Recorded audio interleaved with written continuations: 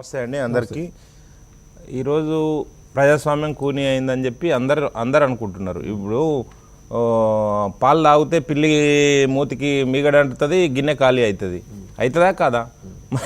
ఈడ అందరికి కనిపిస్తున్న జగమెరిగిన సత్యాన్ని ఆయన ఇంత అడ్డంగా తీర్పిచ్చిండు అని అంటే ఏమనుకో పాలుండే నా మూతికి మీగడ అంటలేదు అంటున్నారా అంటున్నారు కదా, వీళ్ళు అట్లే అంటున్నారు కదా సార్.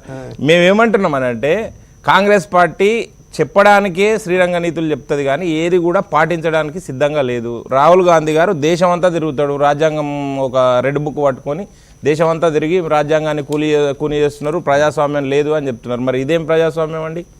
మీకు ఒకవైపేమో గ్లోబల్ సమ్మిట్లు పెట్టుకుంటారు, మేము రైజింగ్ తెలంగాణ అని చెప్పుకుంటారు, ఒకవైపేమో ఈ దిక్కుమాలిన చర్యలకు ఉసిగొల్పుతా ఉన్నారు.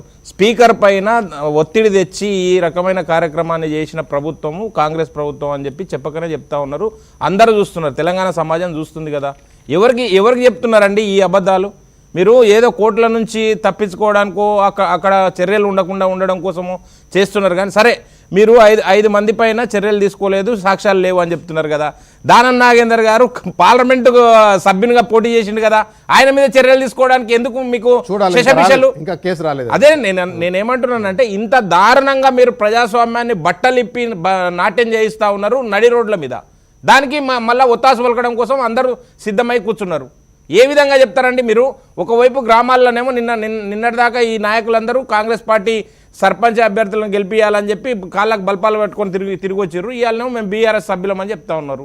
పటాసులు కాల్చుకోరు, బీఆర్ఎస్ సభ్యులమే అని చెప్పి మీకు స్పీకర్ తీర్పిచ్చిండు కదా, పటాసులు కాల్చుకోరు. మళ్ళీ అప్పుడు ఎమ్మెల్యేగా గెలిచినట్టు ఏ విధంగా ఎమ్మెల్యేగా గెలిచి పటాకులు కాల్చుకున్నారు, ఇప్పుడు బీఆర్ఎస్ సభ్యులమే అని చెప్పి మీకు ఒత్తాసు పలికిండు కదా స్పీకర్ గారు. కళ్ళుండి చూడలేని కబోది ధృతరాష్ట్ర పాలన.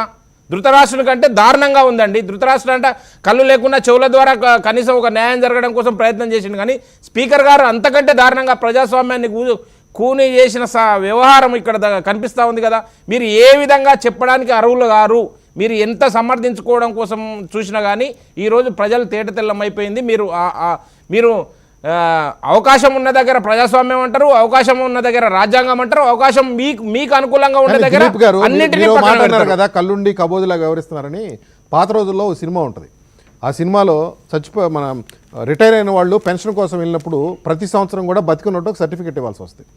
వాడు వెళ్ళి సర్టిఫికేట్ అడిగితే ఆ పెద్ద ఆయన అడుగుతాడు ఆ ఆఫీసర్ని, సార్ కళ్ళెదురుగా కట్టెలాగా నేను ఉన్నాను కదా సార్, నిలబడి మనిషినే కదా సార్, నేను బతికే ఉన్నాను కదా సార్ ఉంటే, నువ్వు బతుకున్నట్టు నాకు కనపడుతుందయ్యా, అది కాదయ్యా కాగితం కావాలంటాడు. అట్లానే వీళ్ళందరూ పార్టీలో చేరారు ఇది అని చెప్పి మనందరం అనుకుంటున్నా కూడా సాక్ష్యాలు కావాలి, సాక్ష్యాలు లేవంటున్నారు. అదేనండి. ఇప్పుడు ఎందుకు నిన్న తీర్పిచ్చిండ్రు ఆగమేఘాల మీద? నిన్నెందుకు తీర్పిచ్చిర్రు? ఈ రోజు సుప్రీంకోర్టులో హియరింగ్ ఉంది. ఈ రోజు సుప్రీంకోర్టులో హియరింగ్ ఉంది కాబట్టి ఏదో చెప్పడం, మేము ఏదో చర్యలు తీసుకుంటున్నాము, మేము దానిపైన ఉన్నాము అని చెప్పి చెప్పడం కోసం మాత్రమే చేసిండ్రు. కానీ ఇది ఎక్కడ కూడా ప్రజాస్వామ్యాన్ని నిలబెట్టడం కోసమో, ప్రజాస్వామ్య విలువల్ని కాపాడడం కోసమో, లేకుంటే రాజ్యాంగాన్ని కాపాడడం కోసమో చేసిన చర్యగా భావిస్తున్నారా సామాన్యులు? మిగతా వాళ్ళ ఇడిచిపెట్టండి, రాజకీయాలకు సంబంధించిన వ్యక్తులం ఇక్కడ కూర్చున్నాం. మిగతా చూసే జనాలు ఏమనుకుంటున్నారు? స్పీకర్ తీసుకున్న నిర్ణయాన్ని హర్షిస్తున్నారా, స్వాగతిస్తున్నారా? ఇదే ఒరవడి కొనసాగాలని కోరుకుంటున్నారా? రేపు ఇంకెక్కడన్నా ఇంకో రాష్ట్రంలో ఇదే జరిగితే కాంగ్రెస్ పార్టీ స్వాగతిస్తుందా, హర్షిస్తుందా? దీన్ని ముందుకు తీసుకెళ్ళమని చెప్తుందా? అరే, మీ రాజీవ్ గాంధీ గారు తెచ్చిన ఈ చట్టాన్ని మీరే తుంగలో దొక్కి మీరు ఒకవైపు రాజ్యాంగాన్ని కాపాడాలని చెప్పి మళ్ళీ స్లోగన్ మిగతా వాళ్ళందరూ తుంగలో దొక్కొచ్చా, ఒక్క కాంగ్రెస్ పార్టీ మాత్రమే కరెక్ట్ గా ఉండాలా? మేమేమంటున్నామనంటే ఇక్కడ చర్చ జరుగుతుంది. కాంగ్రెస్ ఏమంటదంటే ఈ అంశంలో నిజం చెప్పాలంటే 2004, 2005 ఆ ప్రాంతం నుంచి 6, 7లో టీఆర్ఎస్ పార్టీ బాధిత పార్టీ. ఆ రోజున రాజశేఖర రెడ్డి గారు సీఎంగా ఉండగా వీళ్ళందరూ చాలామంది ఆ పార్టీలో చేరటము, సురేష్ రెడ్డి గారు అనర్హత పిటిషన్లు తీసుకోవటం, ఆయన లాస్ట్ మినిట్లో ఎలక్షన్లకు ఒక 3 నెలల ముందు కొంతమంది మీద అనర్హత వేయటం, కొంతమంది స్వచ్ఛందంగా రాజీనామాలు సమర్పించడం ఏం జరిగింది. ఆ తర్వాత బీజేపీ బీఆర్ఎస్ అప్పట్లో, ఆ తర్వాత కాంగ్రెస్, తెలుగుదేశము, కమ్యూనిస్టులు, వైసీపీ అందరూ బాధిత పార్టీలుగా మారారు. ఇప్పుడు కాంగ్రెస్ పార్టీ టర్న్ వచ్చింది, అధికారం వచ్చింది. ఇప్పుడు కాంగ్రెస్ పార్టీ హయాంలో ఇప్పుడు ఈ పార్టీ బాధిత పార్టీగా మారింది. అందుకనే ఈ అంశంలో బీఆర్ఎస్ పార్టీ మీద సానుభూతి కాదండి. మీరు రాజ్యాంగ విలువలు, ప్రజాస్వామ్యం అని చెప్పినందుకే దీన్ని చర్చిస్తున్నాము. కాకపోతే మీరు నీవు నేర్పిన విద్యనే నీరజాక్ష అని చెప్పి కాంగ్రెస్ చెప్తా ఉంది. ఇప్పుడు అంతకంటే ముందు బీఆర్ఎస్ ప్రభుత్వం మొత్తం పార్టీలనే విలీనం చేసుకున్నది కదా. కనుక నీవు నేర్పిన విద్యనే నీరజాక్ష అని చెప్పి చెప్తా ఉన్నారు.